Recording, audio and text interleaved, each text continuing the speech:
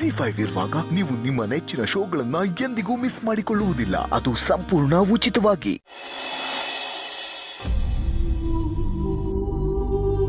ಸಿರಿ, ಅಣ್ಣ ಇಷ್ಟೊತ್ತಾದರೂ ಬಂದಿಲ್ಲ, phone receive ಮಾಡ್ತಿಲ್ಲ. ನಂಗೆ ಯಾಕೋ ಟೆನ್ಷನ್ ಆಗ್ತಿದೆ. ಇನ್ನೇನು ಬರೋ ಹೊತ್ತಾಯ್ತಲ್ಲ, ಬರ್ತಾನೆ ಬಿಡು. ಅಣ್ಣ ಬಂದ ಅನ್ಸುತ್ತೆ.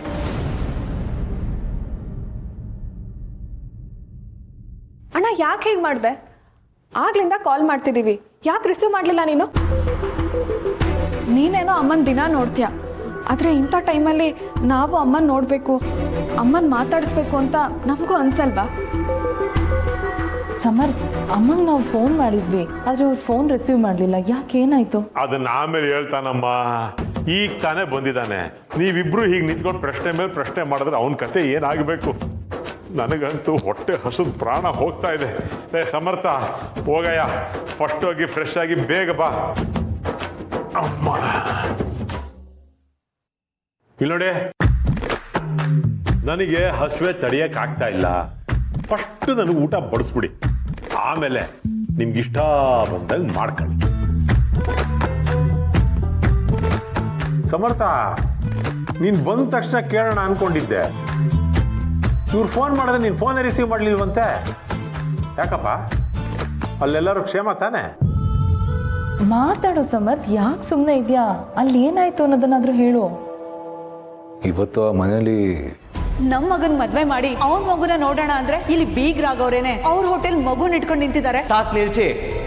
ಒಬ್ಬ ತಾಯಿ ಒಂದ್ ಮಗುಗ್ ಜನ್ಮ ಕೊಡ್ತಿದ್ದಾಳೆ ಅಂದ್ರೆ ಅದನ್ನ ಕೀಯಾಳ್ಸಿ ಮಾತಾಡ್ತಾ ಇದೀರಲ್ಲ, ನೀವು ಮರ್ಯಾದಸ್ತ್ರ. ಒಬ್ಬ ತಾಯಿಗೆ ಅವಮಾನ ಆಗ್ತಿದ್ರೆ ಯಾವ ಮಕ್ಕಳು ಕೂಡ ಸಹಿಸ್ಕೊಂಡಿರಲ್ಲ. ನಿಮ್ಮಂಥ ಮನಸ್ಥಿತಿ ಇರೋರ ಸಂಬಂಧ ನಮಗೂ ಬೇಕಾಗಿಲ್ಲ. ನಂಗೆ ಗೊತ್ತಿತ್ತು ಆ ಮನೆಯಲ್ಲಿ ಎಲ್ಲರೂ ಅಮ್ಮನ್ನ ಅಷ್ಟು ಪ್ರೀತಿಸ್ತಾರೆ, ಅಷ್ಟು ಗೌರವಿಸ್ತಾರೆ ಅಂತ. ಅಮ್ಮ ಆ ಮನೆಗೆ ಹೋಗೋಕ್ಕೆ ಅದೃಷ್ಟ ಮಾಡಿದ್ಲು. ಆ ಮನೆಯವ್ರ ಮನಸ್ಸು ಅಪ್ಪಟ ಚಿನ್ನ. ಅಭಿ ಇಷ್ಟೆಲ್ಲ ಮಾತಾಡಿದ್ದಾನೆ ಅಂದರೆ ನಂಗಂತೂ ಅಭಿ ಬಗ್ಗೆ ತುಂಬ ಹೆಮ್ಮೆ ಆಗ್ತಾ ಇದೆ. ಹೌದು, ನನಗೂ ಹಾಗೆ ಅನಿಸ್ತು.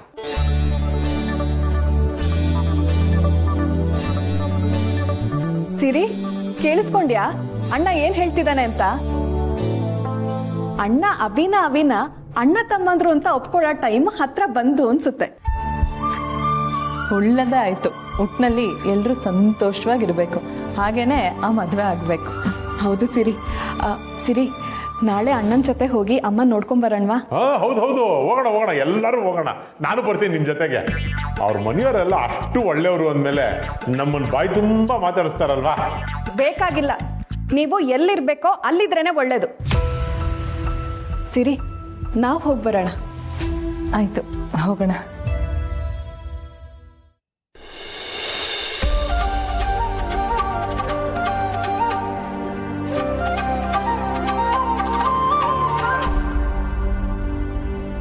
ಹೇಗಾದರೂ ಮಾಡಿ ನಾನು ಇವ್ರ ಜೊತೆ ಹೋಗ್ಬೇಕಲ್ಲ. ಅಲ್ಲಿ ಹೋಗಿ ಆ ದೀಪಿಕನ್ನ ಮೀಟ್ ಮಾಡಿ ಅವಳು ಮೂಲಕನೇ ಸೊಸೆ ಮುದ್ದುಗೆ ಒಂದು ಬದ್ದು ಕೊಡಿಸ್ಬೇಕು. ಇವಳು 5 ಲಕ್ಷ ಕೇಳ್ತಿರೋದಕ್ಕೆ ಬ್ರೇಕ್ ಹಾಕಿಸ್ಬೇಕು. ಹೌದು, ಇದೇ ಒಳ್ಳೆ ಐಡಿಯಾ.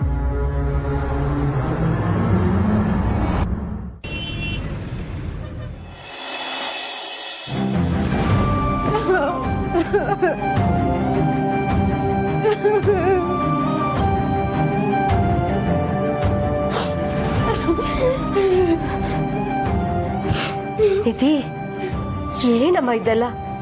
ನೀನ್ ಹೀಗೆಲ್ಲ ಆಡಿದ ಮಾತ್ರಕ್ಕೆ ಎಲ್ಲ ಸರಿ ಹೋಗುತ್ತೆ ಅನ್ಕೊಂಡಿದ್ಯಾ? ಮಾಮ್, ಪ್ಲೀಸ್ ನನ್ನ ಹತ್ರ ಏನು ಮಾತಾಡ್ಬೇಡ. ಜಸ್ಟ್ ಪ್ಲೀಸ್ ಗೋ, ಹೊಟ್ಟೋಗು ಪ್ಲೀಸ್. ಯಾಕೆ ಬೇಬಿ, ನಿನ್ ಹತ್ರ ನಾನಲ್ದೆ ಇನ್ಯಾರು ಮಾತಾಡ್ಬೇಕು?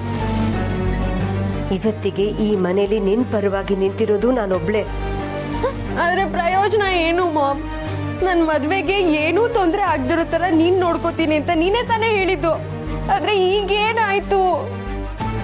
ಈಗ್ಲೂ ಅದನ್ನೇ ಹೇಳ್ತಿದ್ದೀನಿ ಬೇಬಿ, ಸಮಾಧಾನ ಮಾಡ್ಕೋ. ನಿನ್ ಮದ್ವೆ ನಿಲ್ದೇ ಇರೋ ಹಾಗೆ ನಾನ್ ನೋಡ್ಕೋತೀನಿ. ಈಗ ಅವರು ಕೋಪ ಮಾಡ್ಕೊಂಡು ಹೋಗಿರ್ಬೋದು, ಆದ್ರೆ ನಿನ್ ಮದ್ವೆ ಮಾತ್ರ ನಿಲ್ಲೋಕೆ ನಾನ್ ಬಿಡಲ್ಲ. ಇದೇ ಏನಮ್ಮ ನೀನು ತಿಳುವಳಿಕೆ ಇರೋ ಹುಡುಗಿಯಾಗಿ ಹೀಗೆ ಅಳ್ತಾ ಕೂತಿದ್ಯಲ್ಲ? ನೀವ್ ಯಾಕೆ ಬಂದ್ರಿ ಇಲ್ಲಿಗೆ? ಎಲ್ಲರೂ ಸೇರಿ ನನ್ನ ಆಟದ ವಸ್ತು ಮಾಡ್ಕೊಂಡಿದ್ದೀರಾ ಅಲ್ವಾ? ಮದ್ವೆ ಬೇಡ ಅಂತ ಅಂದವಳಿಗೆ ಮದ್ವೆ ಆಗು ಅಂತ ಒಪ್ಸಿದ್ರಿ. ನಾನು ಸರಿ ಅಂತ ಒಪ್ಕೊಂಡೆ. ಆ ಹುಡುಗನ ಜೊತೆ ಓಡಾಡ್ದೆ. ಅವ್ನು ನನ್ಗೆ ಇಷ್ಟನೂ ಆದ. ಆದ್ರೆ ನಿಮ್ ಸ್ವಾರ್ಥ ಪ್ರತಿಷ್ಠೆಗೆ ನನ್ನ ಜೀವನ ನಿನಗೆ ಬಲಿ ಕೊಡ್ತಾ ಇದ್ದೀರಾ. ಇದರಲ್ಲಿ ಸ್ವಾರ್ಥ ಪ್ರತಿಷ್ಠೆ ಏನು ಬಂದಮ್ಮ? ಅವ್ರ ಮನೆಯವರೆಲ್ಲ ಅಣ್ಣ ಅದಕ್ಕೆನ ಆಗ ಅವಮಾನ ಮಾಡ್ತಿದ್ರೆ ಅದನ್ನ ನೋಡ್ಕೊಂಡು ಸುಮ್ಮನಿರ್ಬೇಕಾಗಿತ್ತ? ಇವತ್ತು ನಮ್ಮ ಮನೆಯವ್ರಿಗೆ ಗೌರವ ಕೊಡದೇ ಇರೋರು ನಾಳೆ ನೀನು ಆ ಮನೆಗೆ ಸೊಸೆಯಾಗಿ ಹೋದ ಮೇಲೆ ನಿನಗೆ ಗೌರವ ಪ್ರೀತಿ ಕೊಡ್ತಾರೆ ಅನ್ನೋದೇನು ಗ್ಯಾರಂಟಿ? ಮದುವೆ ಆದಮೇಲೆ ಇಂಥ ಕಾರಣಗಳು ಸಾವಿರಾರು ಸಿಗ್ತಾ ಇರುತ್ತೆ ನಿಧಿ. ನನಗೆ ಅದೆಲ್ಲ ಗೊತ್ತಿಲ್ಲ ಡ್ಯಾಡ್. ಆದ್ರೆ ಇವತ್ತು ನೀವು ಮಾಡಿದ ಒಂಚೂರು ಸರಿ ಇಲ್ಲ. ಜಸ್ಟ್ ಬಿಟ್ಬಿಡಿ ನನ್ನ ಪಾಡಿಗೆ ಬಿಟ್ಬಿಡಿ. ನಂಗೆ ಹುಚ್ಚಿಡಿತಾ ಇದೆ. ನಂಗೆ ಯಾರು ಬೇಡ ಅನಿಸ್ತಾ ಇದೆ. ಈಗ ನಿಮ್ಗೆಲ್ಲ ತೃಪ್ತಿ ಆಯ್ತಾ? ಇವಳು ಸಂಕಟ ನಿಮ್ಗೆ ಸಂತೋಷ ತಂದಿರ್ಬೇಕಲ್ವಾ? ಈಗ ಸಮಾಧಾನ ಆಯ್ತಾ? ನೋಡು, ಅವಳು ಕೋಪದಲ್ಲಿ ಮಾತಾಡ್ತಾ ಇದ್ದಾಳೆ. ಸಮಾಧಾನವಾಗಿ ಅವಳಿಗೆ ತಿಳಿ ಹೇಳಬೇಕು. ಅದು ಬಿಟ್ಟು ನೀನು ಹೀಗೆ ಕೂಗಾಡ್ತಿದೆಯಲ್ಲ, ಅವಳ ಪಾಡಿಗೆ ಅವಳನ್ನ ಸ್ವಲ್ಪ ಹೊತ್ತು ಬಿಟ್ಬಿಡು, ಆಮೇಲೆ ಮಾತಾಡಿದ್ರಾಯ್ತು. ಅದೇನ್ ಮಾಡ್ತಿರೋ ಮಾಡ್ಕೊಡಿ.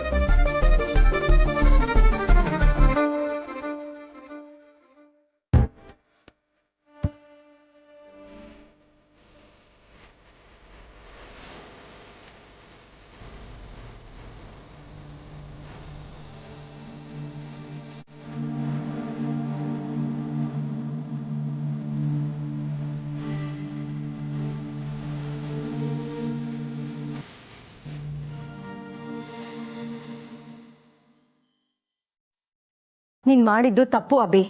ನಿನ್ನ ಕೋಪನ ಸ್ವಲ್ಪ ಕಂಟ್ರೋಲ್ ಮಾಡ್ಕೊಂಡಿದ್ದಿದ್ರೆ ನಿಧಿ ಮದುವೆ ಮುರಿತಿರ್ಲಿಲ್ಲ. ನಿನ್ನಿಂದ ಅತ್ತೆಗೆ ಎಷ್ಟು ಬೇಜಾರಾಗಿದೆ ಗೊತ್ತಾ? ಆ ತುಳಸಿಯವ್ರ ಪ್ರೆಗ್ನೆನ್ಸಿ ವಿಚಾರ ಕೇಳಿ ನೀನು ಏನೂ ಮಾತಾಡದೆ ಸುಮ್ಮನೆ ಇದ್ದಿದ್ದು ನೋಡಿ ನಿನಗೆ ಬೇಜಾರಾಗಿದೆ, ನಿನಗೆ ಕೋಪ ಬಂದಿದೆ. ನೀನು ಇದನ್ನು ಅಪೋಸ್ ಮಾಡ್ತಿದ್ಯಾ ಅನ್ಕೊಂಡ್ರೆ ನೀನು ಅವ್ರ ಪರವಾಗಿ ಮಾತಾಡ್ದೆಯಲ್ಲ, ಇದೇನು ದೀಪಿಕಾ,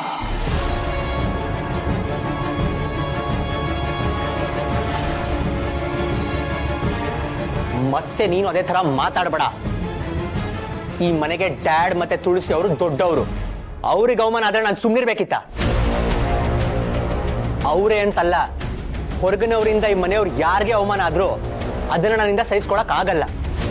ಅಲ್ಲ ಅಭಿ, ಆದ್ರೆ ಏನಾದ್ರೆ ನಿಮ್ಮಪ್ಪ ಅಮ್ಮಂಗೂ ಇದೇ ತರ ಅವಮಾನ ಆಗಿದ್ರೆ ನೀನು ಸುಮ್ಮನೆ ಇರ್ತಿದ್ಯಾ? ಅವತ್ತು ನಿಮ್ಮ ಅಪ್ಪಂಗೆ ಅವಮಾನ ಆದಾಗ ನೀನು ಹೀಗೆ ರಿಯಾಕ್ಟ್ ಮಾಡ್ದೆ ತಾನೆ? ಅವಾಗ ನಾನು ನಿನಗೆ ಸಪೋರ್ಟ್ ಮಾಡಿದೆ. ಅಪ್ಪ ಅಮ್ಮಂಗೆ ಅವಮಾನ ಆದ್ರೆ ಮಕ್ಳಿಗೆ ಎಷ್ಟು ಹಿಂಸೆ ಆಗುತ್ತೆ ಅಂತ ನನಗೂ ಗೊತ್ತು. ಅಪ್ಪ ಅಮ್ಮನ ಏನಾಗಿದೆ ಇವನ್ಗೆ? ಗಂಡಿನ ಕಡೆಯವರು ಒಂದು ಮಾತ್ರಕ್ಕೆ ಅವ್ರು ಮಾತಾಡಿದ್ದನ್ನೆಲ್ಲ ಕೇಳಿಸ್ಕೊಂಡು ಸಹಿಸ್ಕೊಂಡಿರಕ್ಕಾಗತ್ತಾ? ಆದರೂ ಅಭಿ, ಅವ್ರು ಹೇಳಿದ್ದು ಸರಿಯಾಗೇ ಇದೆ ಅಲ್ವಾ? ನಾಳೆ ದಿನ ಸಮಾಜದಲ್ಲಿ ತುಳಸಿಯರು ಈ ತರಹದ ಮಾತುಗಳನ್ನ ಫೇಸ್ ಮಾಡ್ಬೇಕಲ್ವಾ? ಹೂ ಕೇರ್ಸ್? ಸಮಾಜ ಅಂದ್ರೆ ಯಾರು? ನಮ್ಮ ಅಕ್ಕಪಕ್ಕದ ಮನೆಯವರ, ಅಥವಾ ರೋಡಲ್ಲಿ ಓಡಾಡೋ ಜನಗಳ, ಅಥವಾ ನಮ್ಮ ಆಫೀಸ್ ಅವರ? ಯಾರು ದೀಪಿಕಾ? ಯಾರು ನಮ್ಮನ್ನ ಅರ್ಥ ಮಾಡ್ಕೋತಾರೆ ಅವ್ರು ನಮ್ಮ ಬಗ್ಗೆ ಒಳ್ಳೇದೇ ಮಾತಾಡ್ತಾರೆ. ಯಾರು ನಮ್ಮನ್ನ ಅರ್ಥ ಮಾಡ್ಕೊಳಲ್ವೋ ಅವ್ರು ನಾವು ಒಳ್ಳೇದ್ ಮಾಡೋದ್ರನ್ನ ಕೆಟ್ಟದಾಗೆ ಮಾತಾಡ್ತಾರೆ. ZEE5 ಆಪ್ ಡೌನ್ಲೋಡ್ ಮಾಡಿ ಎಲ್ಲಾ ಸಂಚಿಕೆಗಳನ್ನು ಸಂಪೂರ್ಣ ಉಚಿತವಾಗಿ ನೋಡಿ.